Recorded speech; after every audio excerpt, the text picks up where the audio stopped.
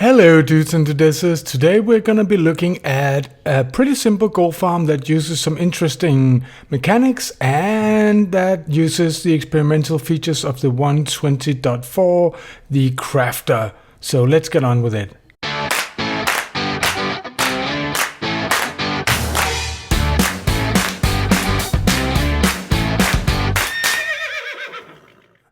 This looks cool, but that's not what we're here for. We're here for this. And yes, I have turned up the light so that you can see a bit more. And I'm just gonna say it straight off the bat, I'm not gonna do a block by block tutorial of this, at least not today, because I haven't got the time. And it's been quite a while since I uploaded something, and I know you've been asking, and I have another video coming out where I will address this more in detail. But right now I can tell you that I am playing Minecraft and that I do need a gold farm, so I designed this.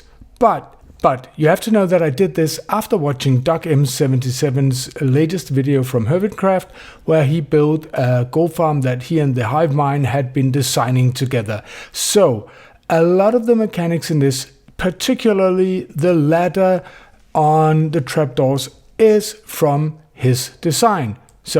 And I'm gonna link that video in the video description. The reason why I decided to design my own version of this farm, apart from the fact that it's always much more fun than just rebuilding someone else's design, is that for DocM77 and probably most members of the Hive Mind, it is indeed a starter or beginner easy gold farm. But for many Minecraft players, it's not, because he had to get 3 allays on top of the roof of the nether and up to 250 blocks above the roof of the nether, and he had to have a piglin to barter with to get up there, and there was some pretty complicated redstone and stuff like that, and I just wanted to make something that was easier to build. Oh, that looks so cool too!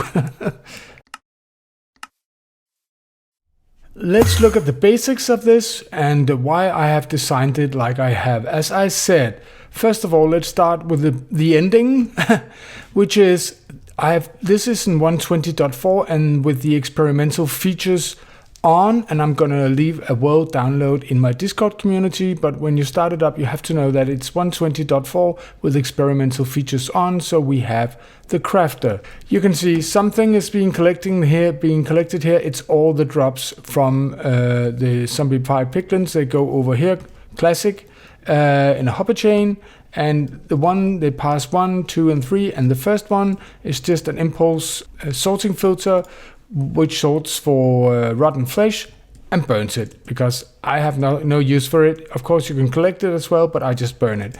The next one sorts for gold nugget and goes down here and craft it with this little neat setup right here that I have made a video on. So I will link to this. It's the same one. It's probably the neatest little circuit that you will be using in most farms going forward to compress items that, need 9 items to be compressed into some kind of block.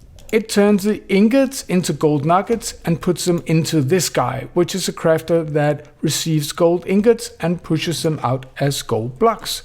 And if we go up here, you can see it's the gold ingots that it sorts for, and everything else, which basically is gold swords and maybe some armor, goes out here.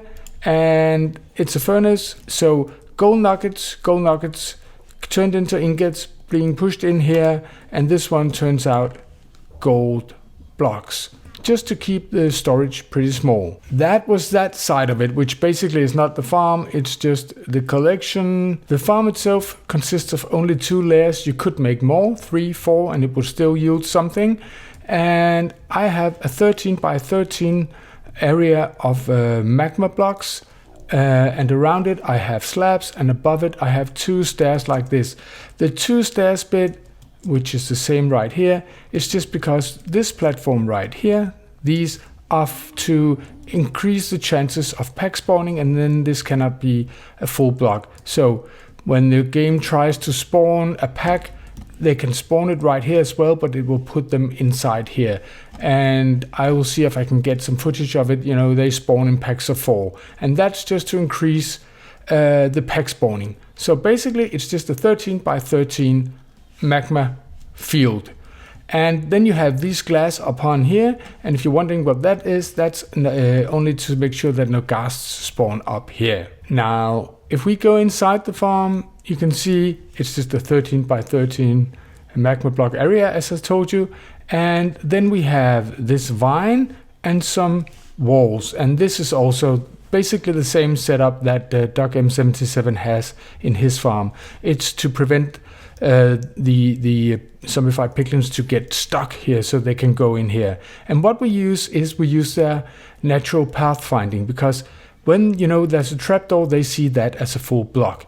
And they want to get over here where I have 2 eggs, you only need 1. So this is basically the setup you can see right here. And of course you have to have at least, I think it's 3 layers of air above the turtle eggs for it to work. But that aggroes the piglins, and they try to get into the eggs. And instead, what happens, instead what happens is they go up here and they keep going, and they keep going up and up and up and up. There's an obvious ether reference that I should make here. So this is it. That's it. That's all there is to it at this end. So it's pretty easy, because you can build it down here and you can build it straight on the floor. Oh, I have this. This is just because if any piglins were to spawn outside, they will naturally pathfind in here towards the egg, so they can get inside the farm again and not run out. But I don't think I have that problem anymore. I had it earlier on when I was testing and building, but I think I've solved that now. The scaffolding here, it's just for the player to have a way to get up there without elytra, but otherwise you can fly up there. There's a small platform, we'll get to that soon.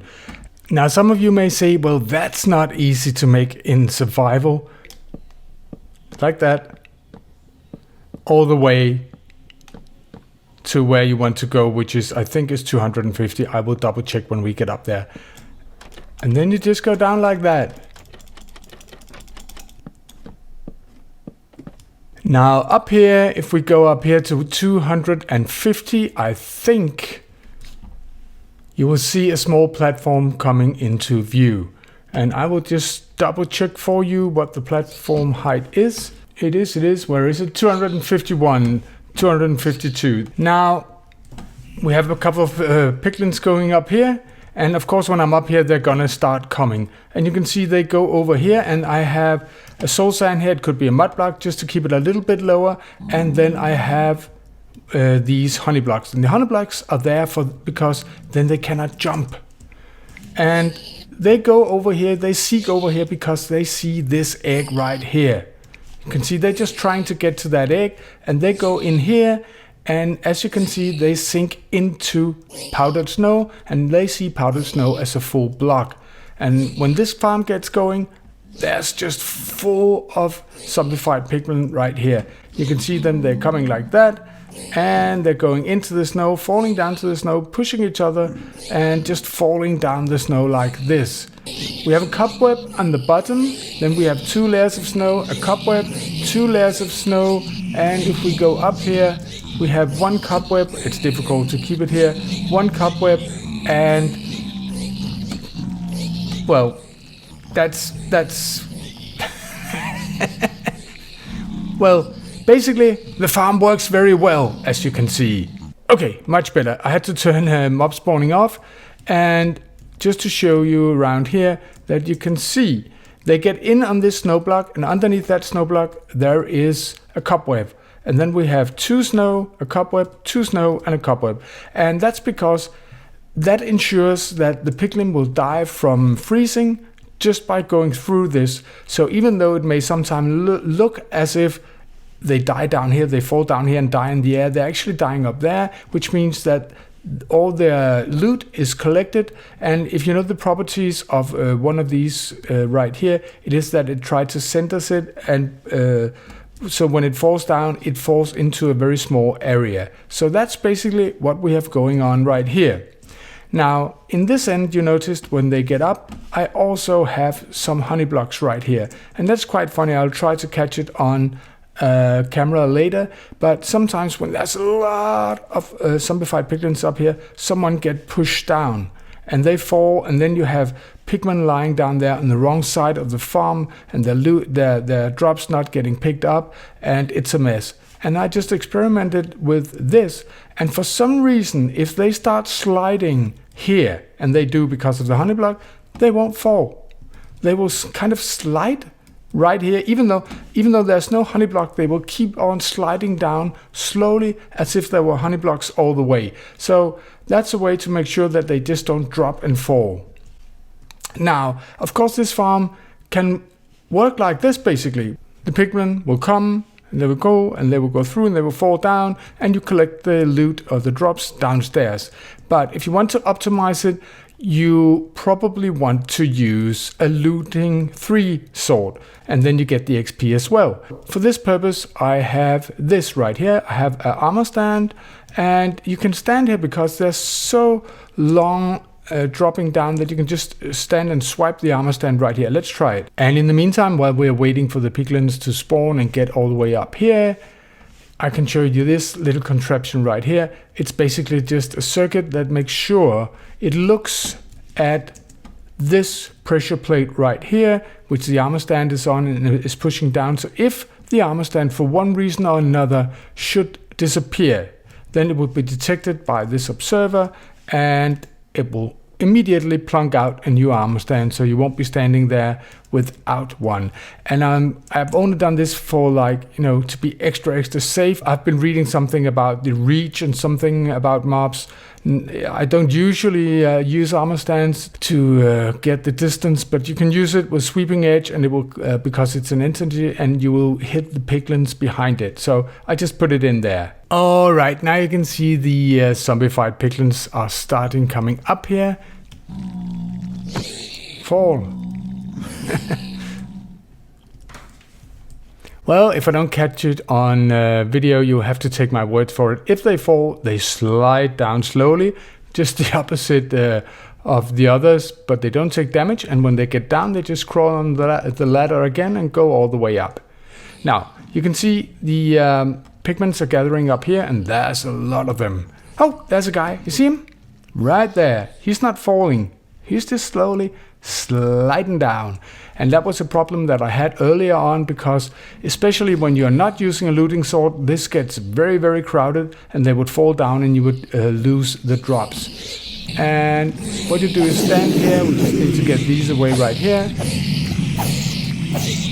And then you swing at it like this.